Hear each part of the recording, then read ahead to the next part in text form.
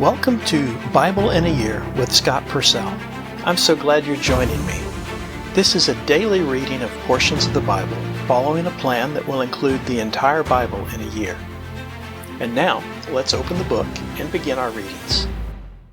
This is the reading for Day 6. If your reading is aligned with the calendar year, this is for January 6th. The Old Testament reading is from Genesis 11, beginning with verse 10, and then Genesis 12 and Genesis 13. Genesis 11, verse 10. These are the generations of Shem. When Shem was 100 years old, he fathered Arphaxad 2 years after the flood. And Shem lived 500 years after he fathered Arphaxad, and he fathered other sons and daughters. When Arphaxad had lived 35 years, he fathered Shelah. And Arphaxad lived 403 years after he fathered Shelah, and he fathered other sons and daughters. When Shelah had lived 30 years, he fathered Eber. And Shelah lived 403 years after he fathered Eber, and he fathered other sons and daughters. When Eber had lived 34 years, he fathered Peleg. And Eber lived 430 years after he fathered Peleg, and he fathered other sons and daughters. When Peleg had lived 30 years, he fathered Reu. And Peleg lived 209 years after he fathered Reu, and he fathered other sons and daughters. When Reu had lived 32 years, he fathered Serug. And Reu lived 207 years after he fathered Serug, and he fathered other sons and daughters. When Serug had lived 30 years, he fathered Nahor. And Serug lived 200 years after he fathered Nahor, and he fathered other sons and daughters. When Nahor had lived 29 years, he fathered Terah. And Nahor lived 119 years after he fathered Terah, and he fathered other sons and daughters. When Terah had lived 70 years, he fathered Abram, Nahor, and Haran. Now these are the generations of Terah. Terah fathered Abram, Nahor, and Haran fathered Lot. And Haran died in the presence of Terah his father in the land of his birth, in Ur of the Chaldeans. And Abram and Nahor took wives for themselves. The name of the wife of Abram was Sarai, and the name of the wife of Nahor was Milcah, the daughter of Haran, the father of Milcah and Iscah.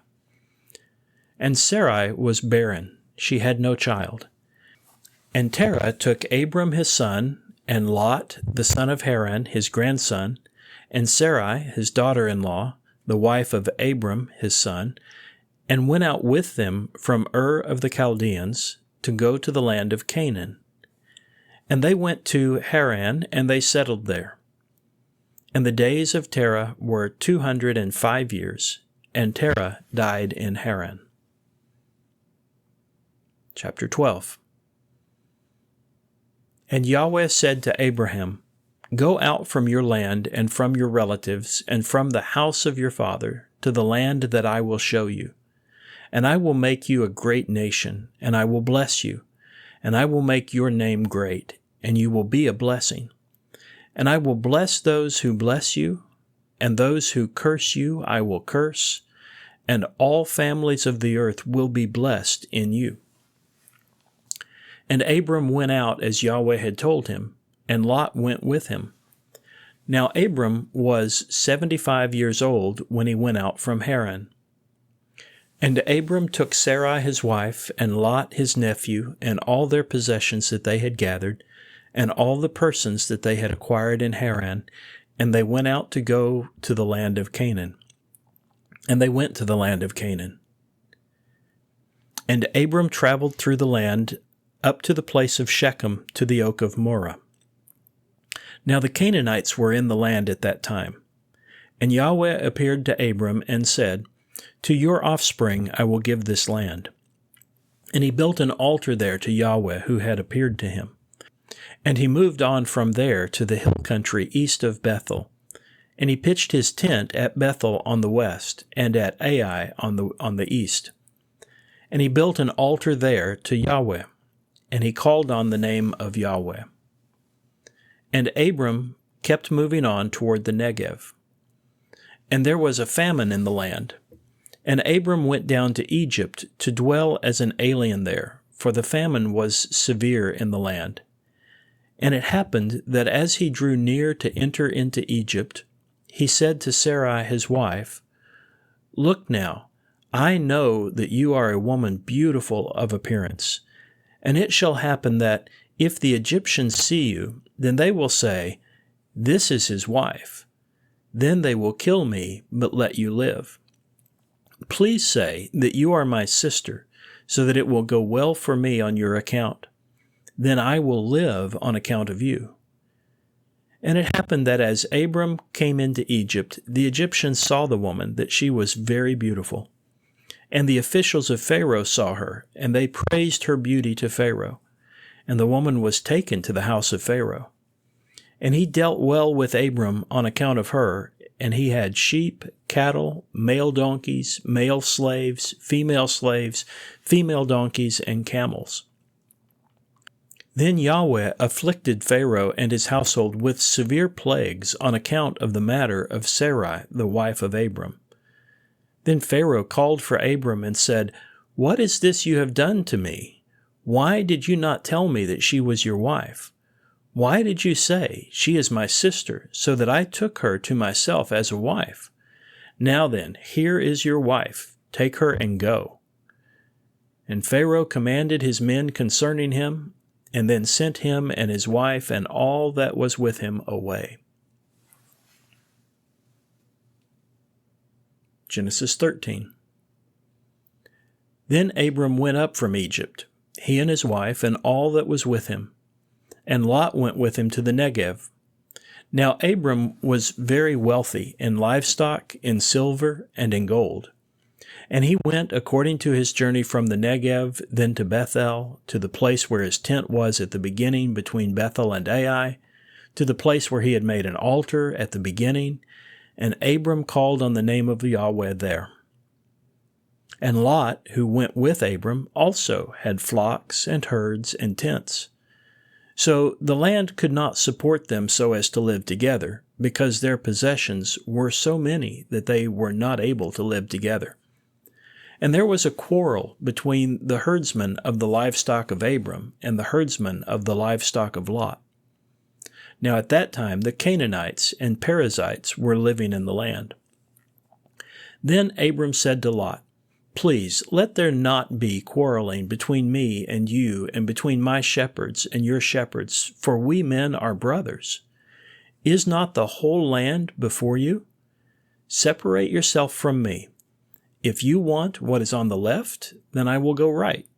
If you want what is on the right, I will go left."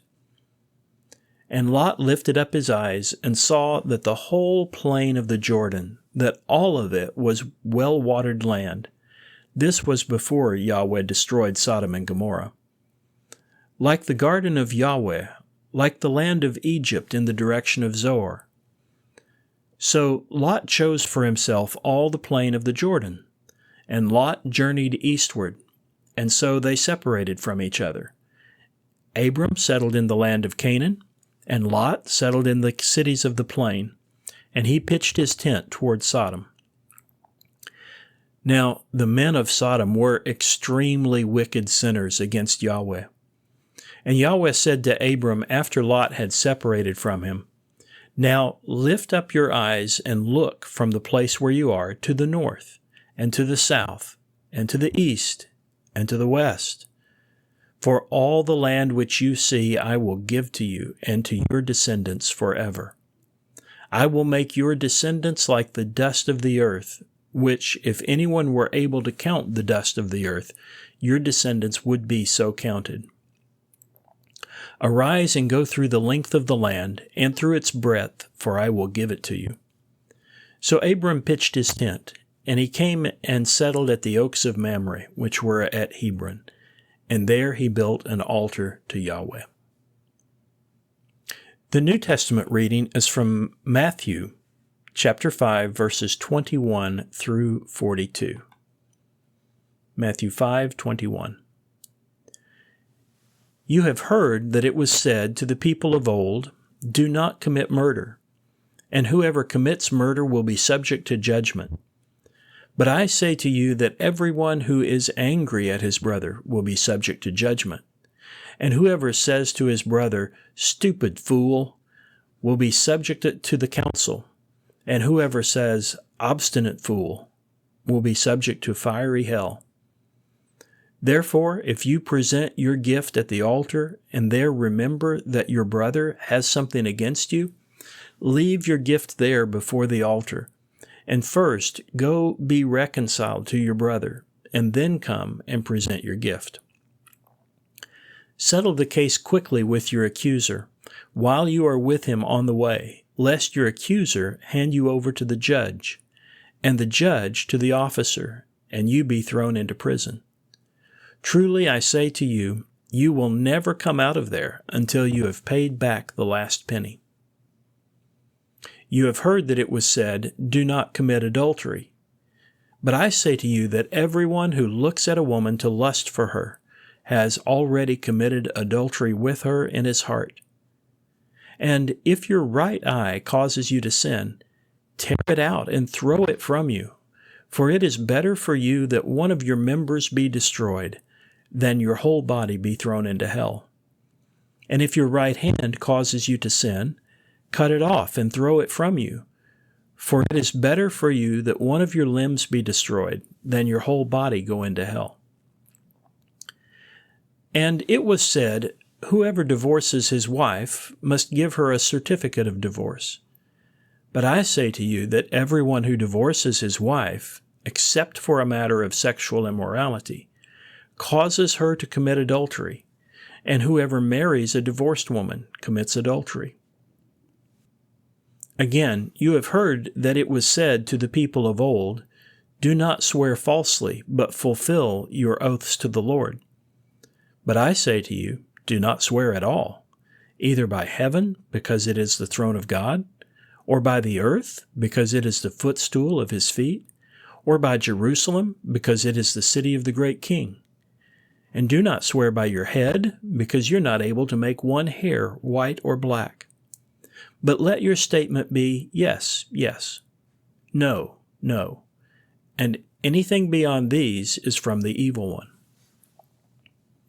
You have heard that it was said, "An eye for an eye, and a tooth for a tooth." But I say to you, do not resist the evildoer, but whoever strikes you on the right cheek, turn the other to him also. And the one who wants to go to court with you and take your tunic, let him have your outer garment also. And whoever forces you to go 1 mile, go with him 2. Give to the one who asks you, and do not turn away from the one who wants to borrow from you. The wisdom literature reading is from Psalm 5, verses 1 through 12. For the music director, with the flutes, a psalm of David.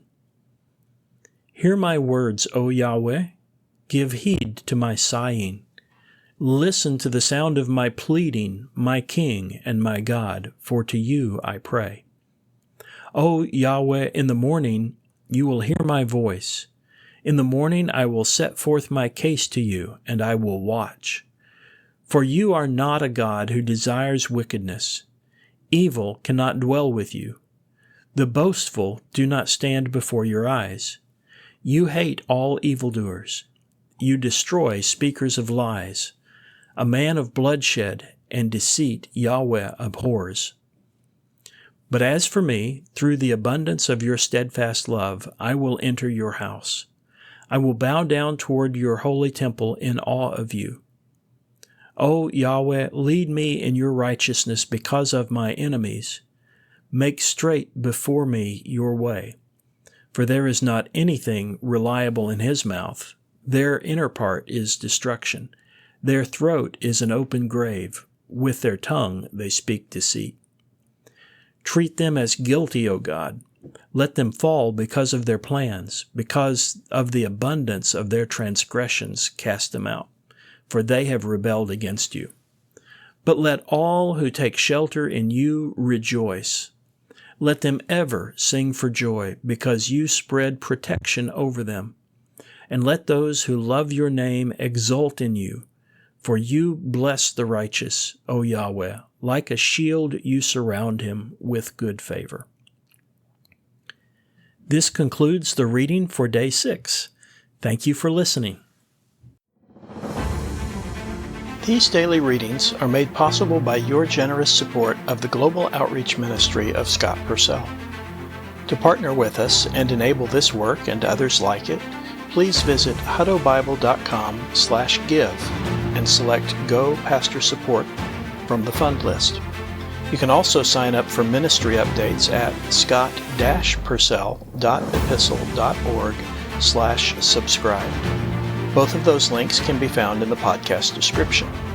Thank you for helping us share God's Word.